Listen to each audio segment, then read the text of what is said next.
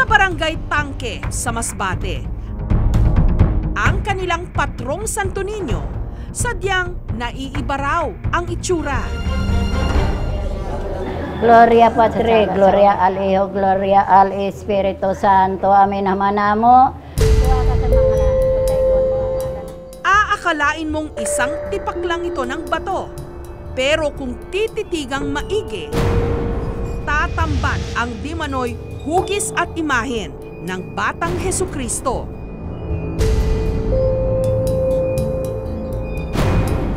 May hugis koronang nakaputong sa ulo nito.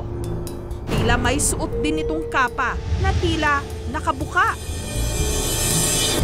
Pero ang talaga raw katakataka, mas maliit daw ng kaunti sa palad ang bato nung unang natagpuan ito.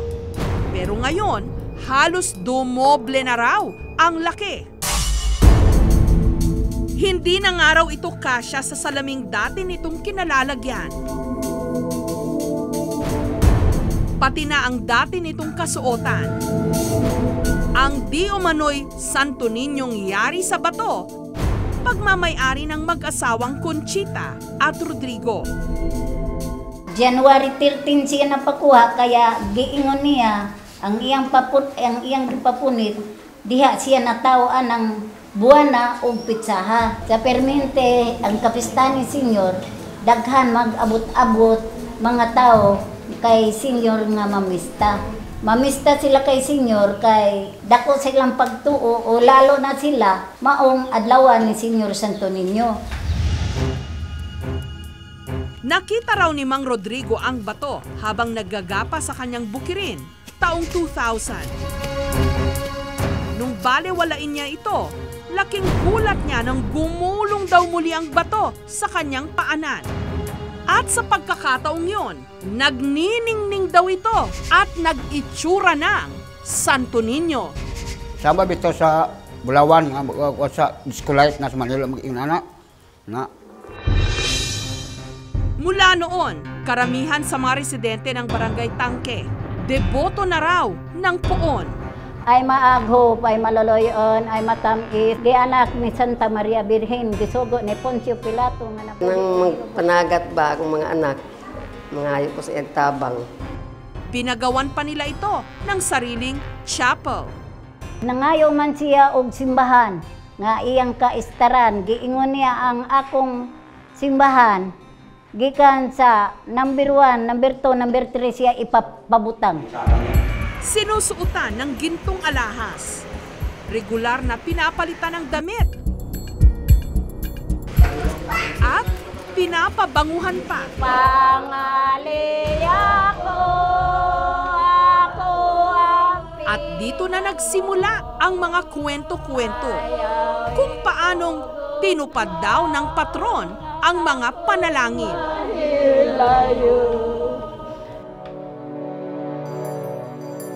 Natupad ang hiningi ko sa kanya na manalo. Nanalo ako bilang barangay kagawad. Number 1 akong bilang kagawad. Hanggang ngayon. Siya talaga ang nakakatulong sa amin. Naniniwala talaga kami sa Senyor Santo Niño. At di umano, nagpapamalas rin daw ng milagro. Isa sa mga deboto, si Rhea Lynn, na mag-iisang taon nang pinahihirapan ng tuberculosis. Hinang-hina na raw ito noon at halos naging butot balat na. Mula raw nung namanata sa patron, di umano, unti-unting bumuti ang kanyang kalagayan. Yung pakiramdam ko po ngayon, magaan na, hindi katulad dati po na hihingalin po ako pag maglakad, pag magbilad ako sa araw na grabing init, grabing hingal. Pero ngayon hindi naman po, okay na po. Naniwala po ako na sa Senyor Santo Niño na gumaling ako. Pero kung ang doktor ni Rhea Lynn ang tatanungin, uminam ang pakiramdam niya, hindi dahil sa imahen, kundi dahil sa mga gamot na pinainom niya rito. Positive for Mycobacterium tuberculosis yung sputum ng pasyente. So we started treatment. Binigyan natin ng anti-TB drugs. After 2 months, we took another sputum examination which revealed negative na ngayon. Batuman daw ang Santo Niño, pero hindi raw ang puso nito.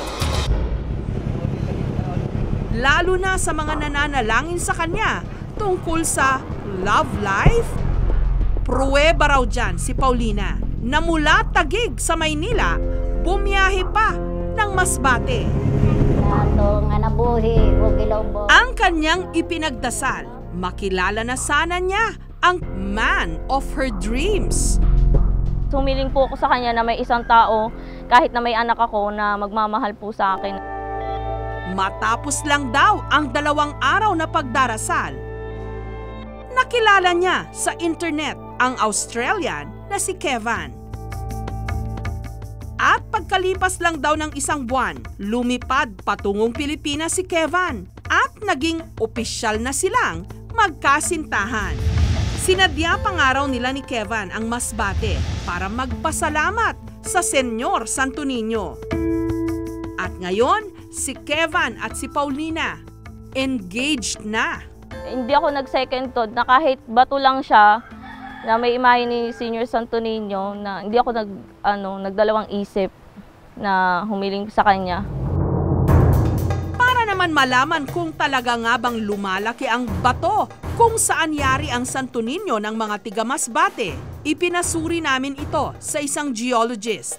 Limestone, hindi dapat yun lalaki, imposible yun na lumaki. Dahil instead of lumaki, dapat liliit siya given the fact na yung solution process sa limestone ay mag-act sa kanya. Yung bato na yun ay lalaki sana kung nakakabit siya sa bato na in place, na may nag-emanate na spring water.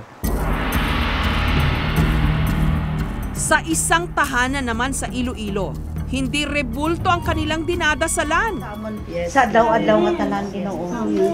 Yes, Lord. Kundi mukha raw ni Kristo na sumulpot sa pader.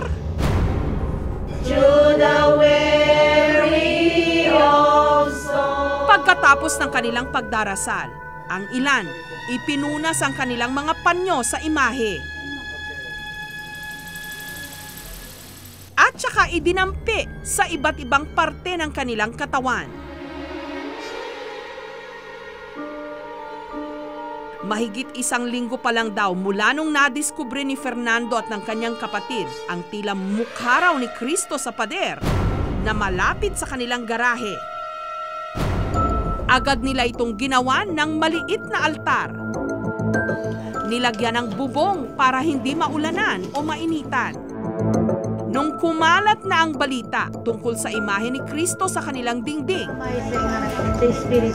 ang kanilang tahanan nag-umpisa ng dayuhin. Ng mga tao, pumunta rito, reaksyon nila, totoo ang nakita nila.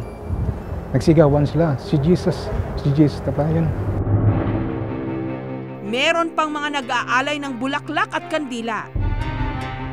Dahil walang tigil ang dagsa ng mga tao, buong araw daw bukas ang kanilang bahay para sa mga gustong magdasal. Napansin ng aming team ang debotong si Lourdes, bulag. Kahit hindi raw niya nakikita ang imahe, kahit daw nasa harap lang siya nito, ramdam niya si Jesucristo. Ang aking pagkaramdam, may mayroong kamay na dumadampi sa akin katawan. Ang aking pagkaramdam ay kamay na ni Jesus Christ. Pero ayon sa isang eksperto, hindi raw maituturing na himala ang tila paglitaw ng imahe sa pader. Sa paligid, you can see ito, possibly this are algae. An association ng fungus at algae. Meron sang coloration, meron sang magpo-form ng pattern, color. Kala ko kita talagang merong mukha. Kasi iba hindi sa mukha eh. You can see pattern of whatever, pero hindi sa ganito ka-defined. Parang nilinis to form the image. Parang ganun ang impression nun bali. Kung hindi sila naniniwala, okay lang sa amin. Ang sa amin, ang naniniwala kami na ang si Panginoon Hesus buhay at nagtutulong sa mga taong nangangailangan sa kanila. ang paulit-ulit ng paalala ng simbahan. Huwag basta-bastang maniniwala sa mga ribulto o imahe na sinasabing naghihimala. Ang talagang inaarok ng simbahan o hinahanap ng simbahan dyan, ano yung message? Bakit nag-appear? Yun ang mahalaga. Kaya nga huwag kayong basta maniniwala, nako, doon nagpakita tong ganyan, nako, gumaling yung anak ko. Hindi tayo sigurado doon. No? Dahil totoo na ang Diyos ay makapangyarihan sa lahat. Pero talaga bang Diyos yung nagpakita sa inyo? Kamusta na ang ating pananampalataya? Kailangan ba talaga natin ng mga kwento ng himala para lang ito'y tumibay?